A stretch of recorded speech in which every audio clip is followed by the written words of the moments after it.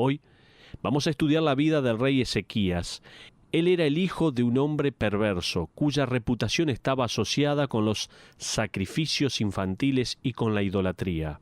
Aún así, cuando Ezequías, de 25 años, asume el trono, trae al pueblo de Judá de regreso a Dios. Vamos a hacer un repaso a esta crisis nacional. Por eso, la primera lección es que el motivo de la oración es tan importante para Dios como lo es la petición misma. La segunda lección sobre la oración es que la oración no es solamente una transacción, sino una interacción. La segunda cosa que podemos aprender de la abierta y honesta oración de Ezequías es que la oración no es solo una transacción entre Dios y usted, sino que es una interacción. Para la mayoría de nosotros, la mayor parte del tiempo vemos la oración como una transacción entre nosotros y Dios.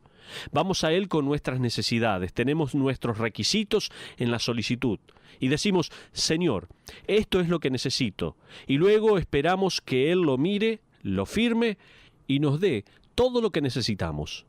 La verdad es que la oración no es una transacción por sí sola, sino que es una interacción. Y la interacción de la oración es la comunicación en su nivel más profundo. Es por sí misma la parte más importante de la oración. George MacDonald escribió estas fascinantes palabras. Escucha, él decía esto: ¿qué si Dios conoce la oración como la cosa que más necesitamos? ¿Qué si el objetivo principal de la idea de Dios sobre la oración es suplirnos de nuestra mayor e infinita necesidad, la necesidad de Él mismo? El hambre puede conducir al hijo pródigo al hogar, y él puede o no ser satisfecho la primera vez, pero él necesita a sus padres mucho más de lo que necesita a su cena. La comunión con Dios es la única necesidad del alma más allá de todas las demás necesidades. La oración es el comienzo de esa comunión, de hablar con Dios, de venir a la unidad con Dios. Esto es lo que decía George MacDonald. La verdad del asunto es que cuando ocurren las crisis y corremos hacia Dios, encontramos en Él más de lo que sabíamos que existía. Pero déjame mostrarte ahora la respuesta a la oración. Ahora leamos desde el versículo 4 al 7 de Segunda de Reyes, capítulo 20. Segunda de Reyes, capítulo 20, versículos 4 al 7. Dice la palabra de Dios: y antes que Isaías saliese hasta la mitad del patio, vino palabra de Jehová a Isaías diciendo: vuelve y di a Ezequías, príncipe de mi pueblo. Así dice Jehová, el Dios de David, tu padre: yo he oído tu oración y he visto tus lágrimas. He aquí que yo te sano. Al tercer día subirás a la casa de Jehová, y añadiré a tus días 15 años, y te libraré a ti y a esta ciudad de la mano del rey de Asiria, y ampararé esta ciudad por amor a mí mismo, y por amor a David mi siervo. Y dijo Isaías: tomad masa de higos, y tomándola la pusieron sobre la llaga, y sanó. Evidentemente, esta enfermedad que hubiese quitado su vida, más allá del uso adicional de la medicina, se curó. Continuemos ahora con los versículos 8 al 11. Y Ezequías había dicho a Isaías: ¿qué señal tendré de que Jehová me sanará y que subiré a la casa de Jehová al tercer día? Respondió Isaías: esta señal tendrás de Jehová, de que hará Jehová esto que ha dicho. ¿Avanzará la sombra 10 grados o retrocederá 10 grados? Y Ezequías respondió: fácil cosa es que la sombra decline 10 grados, pero no que la sombra vuelva atrás 10 grados. Entonces el profeta Isaías clamó a Jehová e hizo volver la sombra por los grados que había descendido en el reloj de Acaz, 10 grados atrás. Ahora bien, he leído media docena de explicaciones sobre este milagro. Ellas incluían algunas, como estas: realmente la tierra retrocedió sobre su eje. Otro dijo: hubo un terremoto que movió los pasos del cuadrante solar. Otro dijo, Isaías le hizo de alguna manera un ingenioso truco a Ezequías. Otro dijo, hubo una refracción de los rayos solares. Otro dijo, hubo un eclipse que oscureció temporalmente los rayos del sol. Estas eran explicaciones profundamente emocionantes. Me alegro muchísimo haber podido leerlas. Dios escogió mantenerse tranquilo sobre este tema. No nos da ninguna explicación, simplemente se nos dice cómo fue hecho esto. Se nos dice en el versículo 11 que Isaías oró por esto, dice también que Dios lo hizo y dice que Ezequías lo vio. Supongo que lo más importante sobre el milagro fue el otro milagro, es decir, que Ezequías se recuperó de su enfermedad y vivió 15 años más. Ya estamos llegando casi al final de nuestro mensaje, pero quiero que repasemos un poco lo que estuvimos viendo. Comenzábamos nuestro estudio diciendo de esa crisis nacional que estaba viviendo Israel, Jerusalén específicamente. También estaba viviendo una crisis personal Ezequías. Y Ezequías allí en esa crisis personal estaba orando a Dios y oró por su enfermedad para que Dios lo cure. Y veíamos a través de esto, de su oración, dos lecciones sobre la oración. Decíamos primeramente que el motivo de la oración es tan, pero tan importante para Dios como lo es la petición misma. Y en segundo lugar veíamos que la oración no es solamente una transacción, sino es una interacción. Y estábamos llegando aquí, al final de nuestro estudio, cuando veíamos que Dios contestó la oración de Ezequías dándole 15 años más. Pero déjame por favor mostrarte las consecuencias de esta liberación. Ahora también he leído muchos debates sobre si Ezequías debería o no haber orado por su vida. Esto me pareció extraño, ya que todos nosotros hubiésemos orado de la misma manera, orado exactamente igual. Nunca visité a nadie en un hospital que me dijera, «Pastor, ¿podría orar para que no me recupere?» Nunca escuché eso. Pero a través de esto hay dos problemas que emergen de la garantía de Dios, esa garantía que Dios le dio.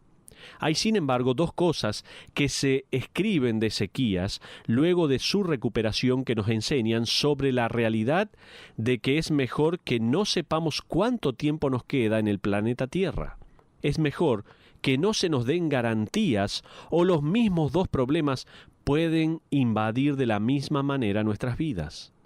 La primera, la amenaza de la autosuficiencia. El primer problema es la amenaza de la autosuficiencia. Miremos desde el versículo 12 al 15. Dice, en aquel tiempo Merodac Baladán, hijo de Baladán, rey de Babilonia, envió mensajeros con cartas y presentes a Ezequías, porque había oído que Ezequías había caído enfermo. Y Ezequías los oyó y les mostró toda la casa de sus tesoros, oro, plata y especias y ungüentos preciosos, y la casa de sus armas, y todo lo que había en sus tesoros. Ninguna cosa quedó que Ezequías no les mostrase, así en su casa como en todos sus dominios. Entonces el profeta Isaías vino al rey Ezequías y le dijo, ¿qué dijeron aquellos varones y de dónde vinieron a ti? Y Ezequías le respondió, de lejanas tierras han venido de Babilonia. Y él le volvió a decir, ¿qué vieron en tu casa? Y Ezequías respondió, vieron todo lo que había en mi casa, nada quedó en mis tesoros que no les mostrase. Observa las referencias hacia él mismo, mi casa, mis tesoros. Vemos eso. La salud garantizada trae una pérdida de la perspectiva. Ezequías pierde el límite que proviene de tener que depender del poder de Dios. Él dijo, miren mis tesoros, miren mi casa, miren mi reino. No hubo ninguna referencia sobre Dios en sus conversaciones con los dos de Babilonia. Poco sabía Ezequías que sería Babilonia la que arrasaría a Judá y no a Siria. Poco sabía Ezequías que los babilonios llevarían sus notas y sus instantáneas de vuelta a su rey y que comenzarían a planear para el día en que fueran lo suficientemente fuertes como para conquistar la tierra de Ezequías. Poco sabía Ezequías que los babilonios llevarían cautivos a los israelitas, dentro de los que estarían incluidos un joven llamado Daniel. Pero no solamente esta garantía que Dios le da está trayendo la amenaza de la autosuficiencia, sino también la amenaza de la complacencia espiritual. El segundo problema es la amenaza de la complacencia espiritual. Leamos desde los versículos 16 al 19. Entonces Isaías dijo a Ezequías: «Oye palabra de Jehová. He aquí vienen días en que todo lo que está en tu casa y todo lo que tus padres han atesorado hasta hoy será llevado a Babilonia sin quedar nada, dijo Jehová. Y de tus hijos que saldrán de ti, que habrás engendrado, tomarán y serán eunucos en el palacio del rey de Babilonia». Entonces Ezequías dijo a Isaías: «La palabra de Jehová que has hablado es buena». Después dijo: «Habrá al menos paz y seguridad en mis días». Ezequías se ablandó, se tornó cómodo y pensó: «Hey, voy a vivir por 15 años más, por lo tanto las malas noticias no son tan malas. Tengo garantizada la seguridad y la protección. Dejemos que la próxima generación se enfrente con los problemas». Vemos eso. La seguridad garantizada trae aparejada un sentimiento de apatía. No te olvides de esto. La seguridad garantizada trae aparejada un sentimiento de apatía. En ese momento Ezequías perdió su habilidad para comunicar a la generación siguiente, lo que implica permanecer firmes en el Señor. Durante los próximos 15 años Ezequías corría por inercia. Me resulta interesante que a lo largo de este periodo de 15 años nació el hijo de Ezequías. Cuando asciende más tarde al trono de su padre, no tiene ningún tipo de vitalidad espiritual.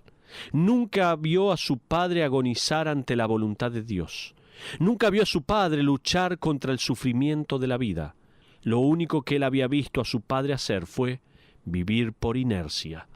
Una vida desprovista de tensión o de muerte puede sonar como la vida, pero la realidad no sería una vida que valga la pena vivir. Nos tornaríamos espiritualmente blandos y tranquilos.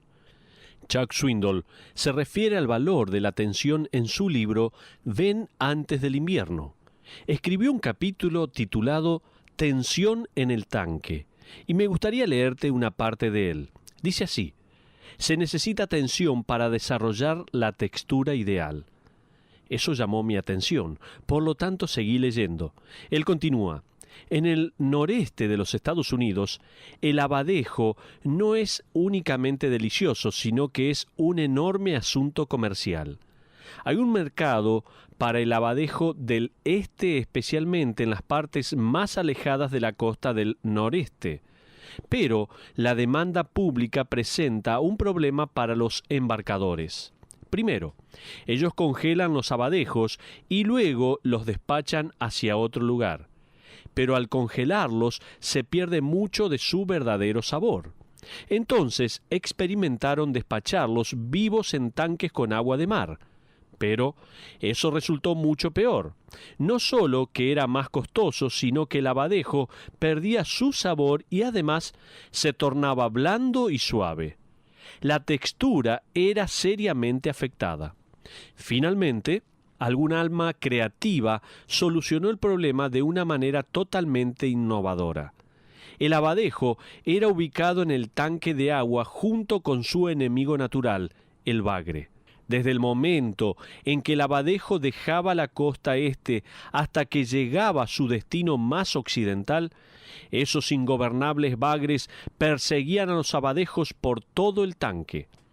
Como lo puedes imaginar, cuando el abadejo llegaba al mercado estaban tan frescos como lo eran cuando eran capturados por primera vez. No había pérdida del sabor y la textura no se veía afectada. Vale la pena hacer un par de preguntas. Primero, ¿puedes nombrar a algunos de los bagres que están nadando en tu tanque? Quizás vivas con uno de ellos, o quizás sea alguien en tu trabajo cuya irritante presencia te lleva a ponerte de rodillas varias veces a la semana. Todas las iglesias tienen algunos bagres también. Están ahí para mantener a los abadejos lejos de ponerse blandos, suaves e insípidos. Esto es lo que dice Chuck Swindoll. Y continúa su relato diciendo, ¿has agradecido por ellos últimamente? Solo piensa, es esa tensión en el tanque la que ayuda a emerger la imagen de Cristo. Con la actitud correcta podemos aprender cómo mantenernos lejos de sentirnos agraviados por ellos como intrusos, mientras continúa la persecución. Para hacer eso, necesitamos poner un final a las fiestas de compasión y a los clubes de vino y a los encuentros de quejas. Cuando lo hacemos, no hay distancia de lo notable que la persecución comienza a parecerse a la carrera. ¿No es eso maravilloso? ¿Cuáles son los bagres en tu tanque? ¿Dónde está la tensión que requiere que dependas de la fortaleza del Señor? Para Ezequías, Sennacherib era un bagre gigante. Su enfermedad personal era otro. Juntos, estos dos peces llevaron a Ezequías hacia Dios. Pero hay un desafío perdurable. Por último, observemos los versículos 20 y 21. Los demás hechos de Ezequías y todo su poderío y cómo hizo el estanque y el conducto y metió las aguas en la ciudad, ¿no está escrito en el libro de las crónicas de los reyes de Judá? Y durmió Ezequías con sus padres, y reinó en su lugar Manasés su hijo. Justo a tiempo, según lo acordado a la promesa de Dios 15 años después de su milagrosa curación, el funeral retrasado de Ezequías fue finalmente llevado a cabo. A Ezequías le fue dada la extraña oportunidad de ver en su futuro. Le fue dado un trozo de información que cada ser humano anhela saber, es decir, ¿cuánto viviré? ¿Cuándo moriré? Y observamos que Ezequías estaba más cerca del Señor cuando ignoraba la respuesta que cuando la sabía. El desafío para nosotros es este. Escucha bien. Tú no escoges cómo vas a morir o cuándo, pero sí escoges cómo vas a vivir.